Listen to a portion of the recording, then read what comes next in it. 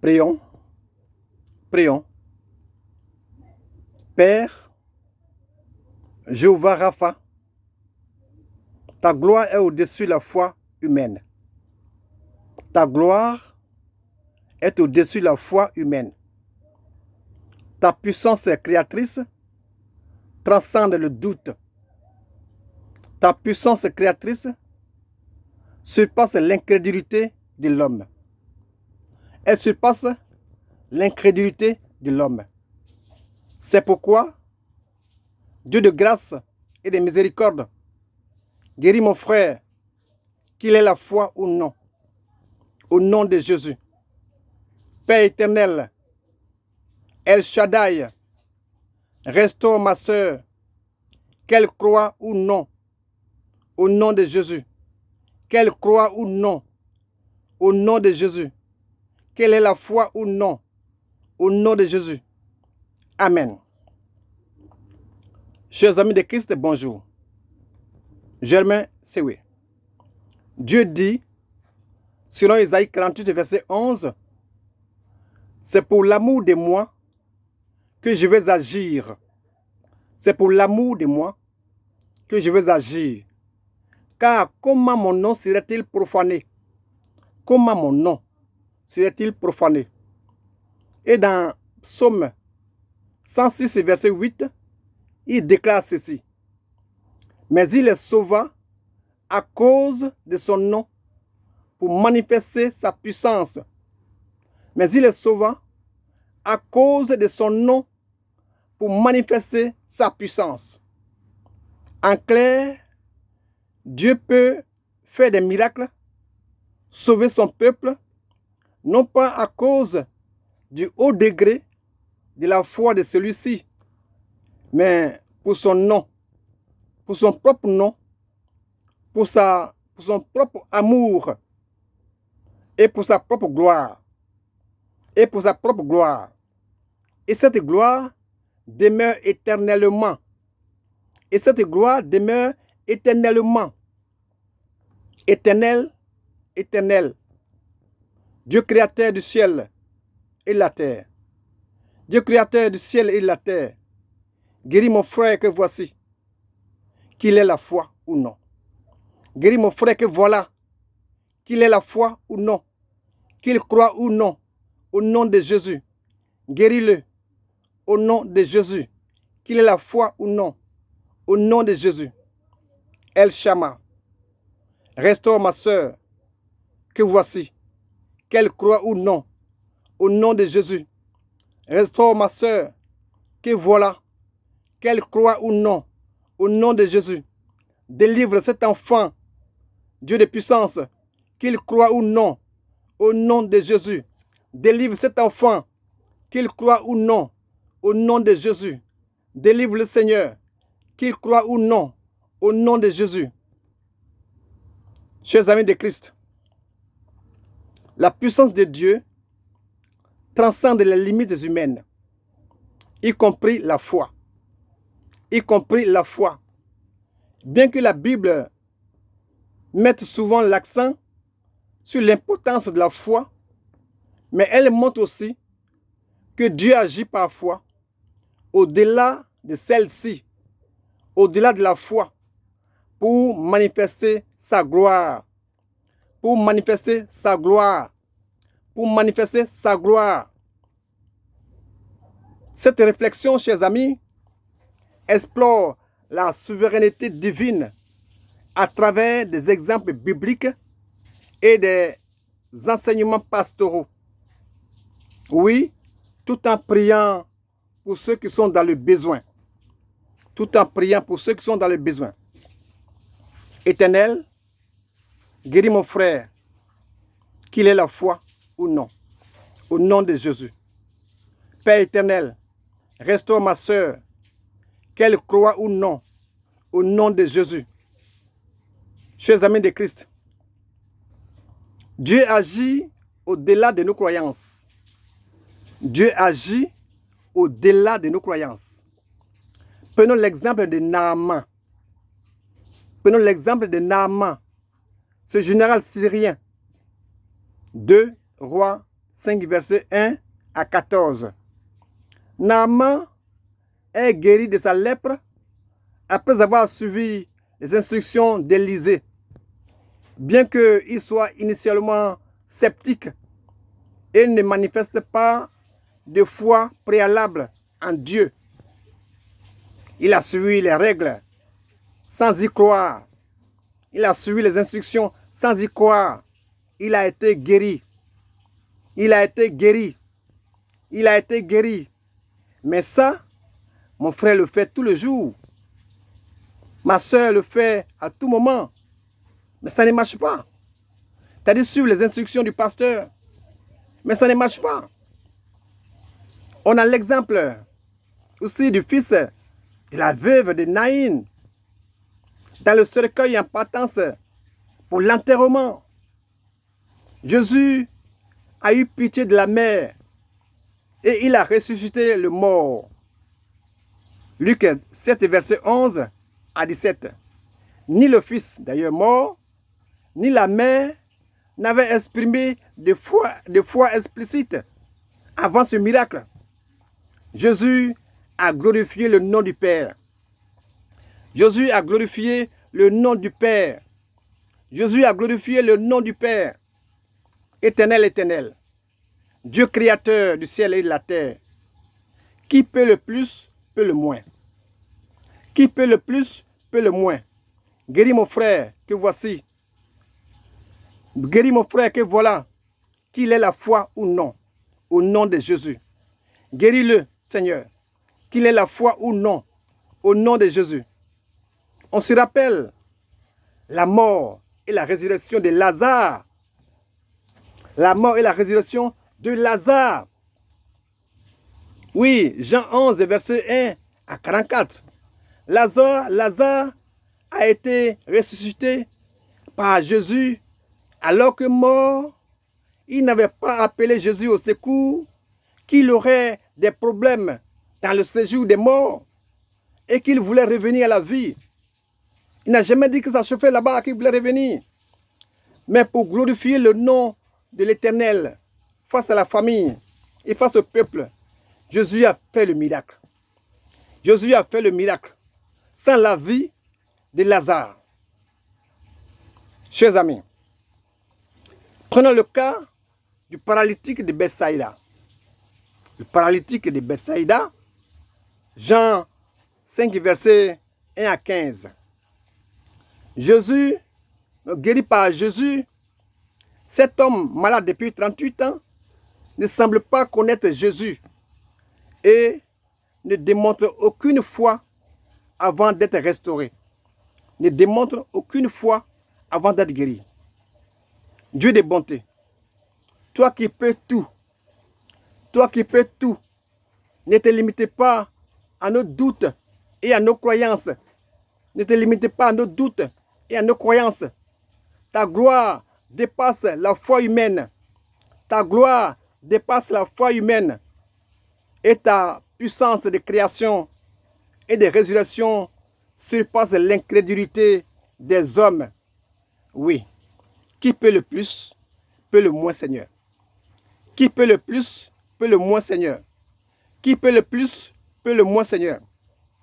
Chers amis, et Malchus, le serviteur du grand prêtre dont Pierre a tranché l'oreille, et Malchus, selon Luc 22, verset 49 à 51. À aucun moment, Malchus n'a réclamé son oreille. À aucun moment, Malchus n'a réclamé son oreille. Mais à sa grande surprise, Jésus a guéri. Jésus a collé cette oreille sans que Malchus ait exprimé aucune foi préalable. Jamais, jamais, jamais, Malchus n'a demandé « Rendez-moi mon oreille ». Il n'a jamais dit ça. Mais Jésus a collé quand même l'oreille. Chers amis, parlons maintenant du cas de l'homme né aveugle. L'homme né aveugle. Jean 9, verset 1 à 7. Restauré par Jésus, cet homme n'exprime aucune foi avant d'être guéri. aucune foi avant d'être guéri, bien que son témoignage manifeste ensuite sa reconnaissance. C'est ça, c'est après coup. Les disciples de Jésus lui firent cette question. Maître, qui a péché? Qui a péché? Cet homme ou ses parents, pour qu'il soit né aveugle? Qui a commis le péché? Est-ce que c'est lui-même? Est-ce que ce sont ses parents pour qu'il soit né aveugle? Jésus répondit, ce n'est pas que lui ou ses parents aient péché, mais c'est afin que les œuvres de Dieu soient manifestées en lui. Mais c'est afin que les œuvres de Dieu soient manifestées en lui. Chers amis, ce passage montre quoi? Ce passage montre la puissance de Jésus et met en lumière que les épreuves humaines peuvent révéler la gloire de Dieu. Que les épreuves humaines peuvent révéler la gloire de Dieu. De même, on a l'exemple de l'homme possédé de Gadara. De l'homme possédé de Gadara. Marc 5, verset 1 à 20. Un homme possédé par une légion de démons est délivré par Jésus. Est délivré par Jésus. Un fou, il ne manifeste aucune foi préalable, étant totalement dominé par les esprits. Étant donc fou, il ne pouvait pas demander qu'on le sauve. Il ne peut pas demander qu'on vienne à son secours ou qu'on fasse un miracle pour lui. Oui, ces miracles montrent quoi? Ils montrent souvent la souveraineté et la grâce de Dieu. Ils montrent la souveraineté et la grâce de Dieu. Ils disent que certains reçoivent des bénédictions sans en être conscients et ou sans en avoir fait la demande explicite. Cependant, dans beaucoup de ces récits, la foi surgit après l'acte divin. La foi surgit après l'acte divin. C'est-à-dire qu'après le miracle, la foi vient. C'est-à-dire que le miracle déclenche sur ces personnes-là la foi. Ces personnes-là qui n'ont pas la foi, après le miracle de Dieu, elles ont désormais la foi. Et elles-mêmes peuvent devenir des gens qui font venir, en tout cas, le monde à Jésus. Éternel de gloire. C'est quoi guérir un homme? Pour celui qui restaure, pour celui qui ressuscite des hommes sans leur avis. C'est quoi? Guérir un homme pour quelqu'un qui ressuscite les hommes sans leur avis. Ce n'est rien du tout. Ce n'est rien du tout. C'est quoi restaurer la santé d'une personne pour toi, Dieu créateur de l'humanité? Ce n'est rien du tout. Quelqu'un qui a créé l'humanité, est-ce qu'il ne peut pas réparer un être humain? Est-ce qu'il ne peut pas guérir un être humain? Merci Seigneur, pour ta gloire éternelle. Pour ta gloire éternelle. Ne regarde pas à nos faiblesses. Ne regarde pas à nos faiblesses. Mais accomplis des miracles au milieu de ton peuple. Accomplis des miracles au milieu de ton peuple. Accomplis des miracles au milieu de ton peuple. Afin d'étendre davantage ton règne. Afin d'étendre davantage ton règne. Afin d'étendre davantage ton règne. Pour ta gloire. Ne regardez pas aux doutes des hommes. Ne regardez pas aux doutes des hommes. Sauve-nous, Seigneur. Sauve-nous de gré ou de force. Sauve-nous de gré ou de force, comme tu l'as souvent fait. Je t'implore avec confiance. Je t'implore avec confiance. Guéris mon frère, Seigneur. Délivre ma soeur, qu'il ait la foi ou non.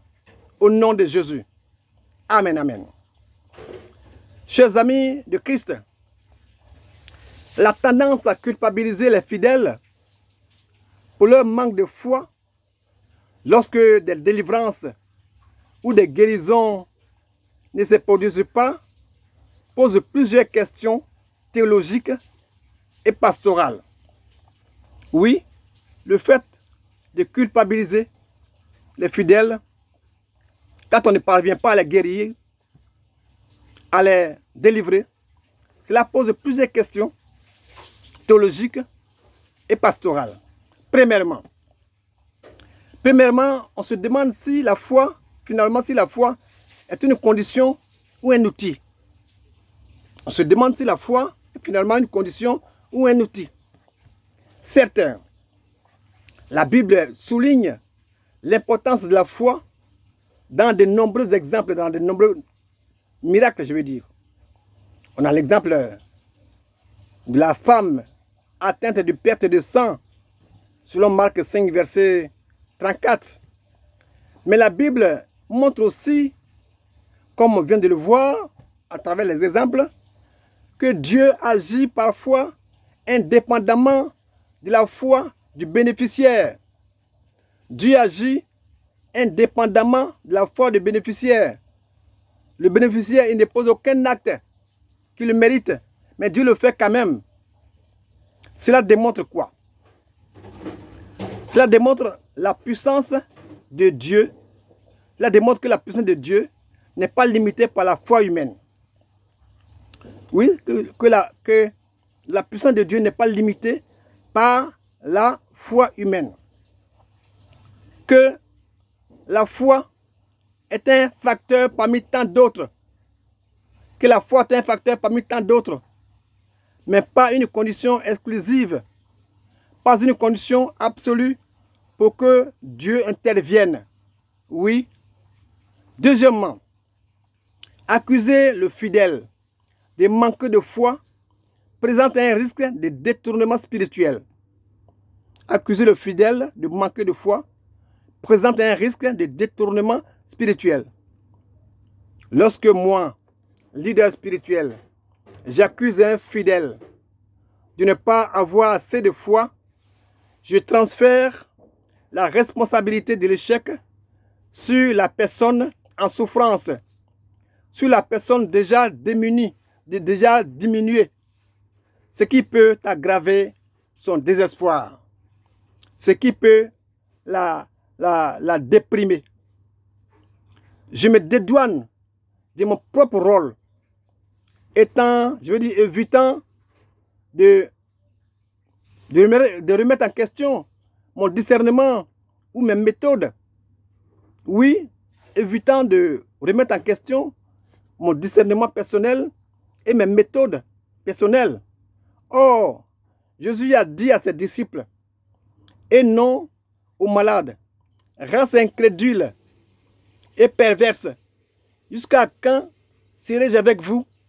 Jusqu'à quand vous supporterai-je?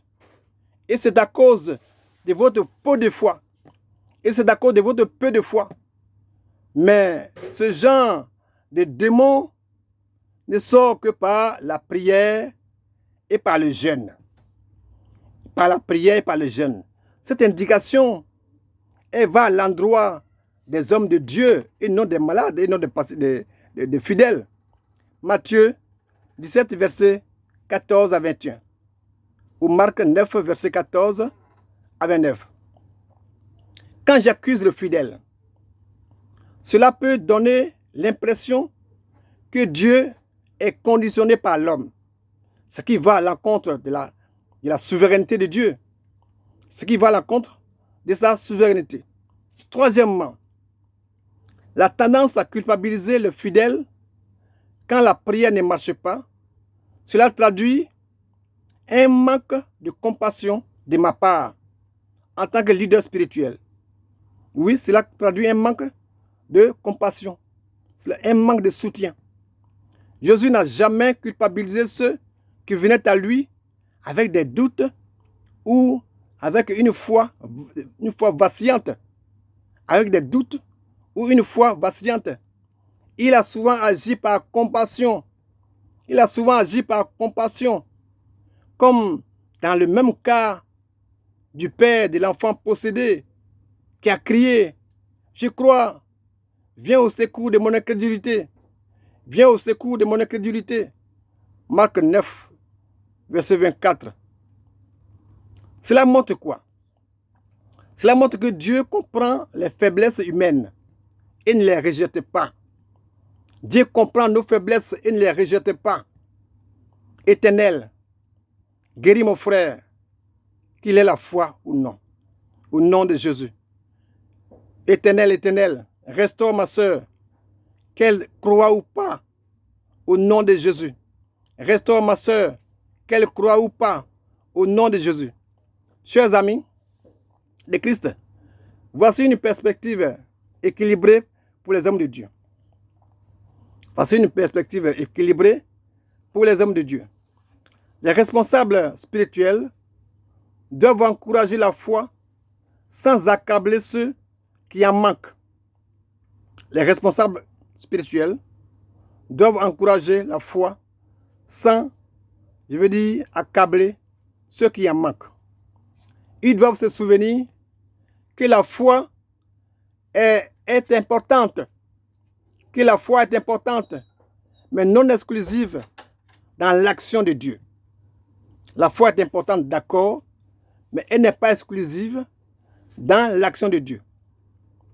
Ils doivent se souvenir que Dieu agit pour sa gloire, pour sa gloire, pour sa gloire. Il agit selon sa volonté et son timing. Il agit selon sa volonté et son timing. Souvent au-delà des limites des hommes. Souvent au-delà de nos limites humaines. Pour des raisons qui dépassent notre compréhension. Pour des raisons qui dépassent notre compréhension. Et non à cause des performances humaines. Et non à cause des performances humaines. Ils doivent se souvenir, même s'appuyer sur des exemples bibliques pour montrer que l'amour de Dieu est inconditionnel. Est inconditionnel. Même lorsque la foi vacille. Même lorsque la foi vacille. Même lorsque la foi est faible ou absente. Même lorsque la foi est faible ou absente. Chers amis de Christ, la foi est un don précieux, mais elle ne doit pas devenir un fardeau pour les fidèles. Elle ne doit pas devenir un fardeau pour les fidèles.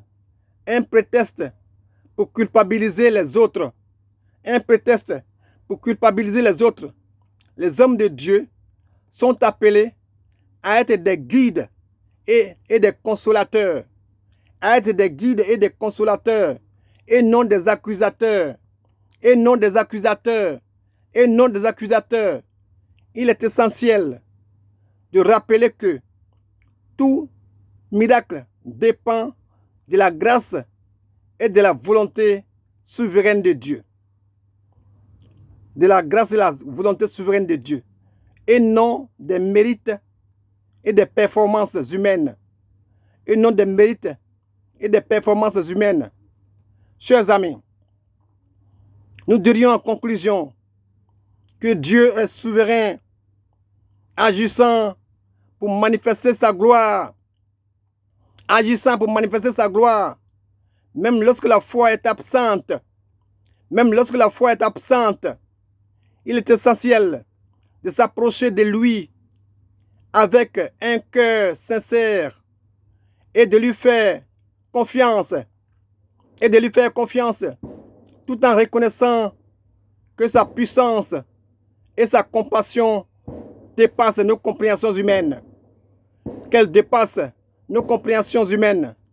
Que chaque prière, même accompagnée de doutes, devienne une occasion de découvrir la grandeur de son amour, de devenir la grandeur de son amour éternel.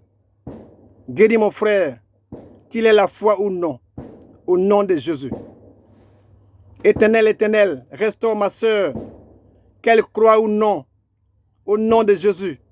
Restaure ma soeur, qu'elle croit ou non, au nom de Jésus. Amen, amen. Je vous salue.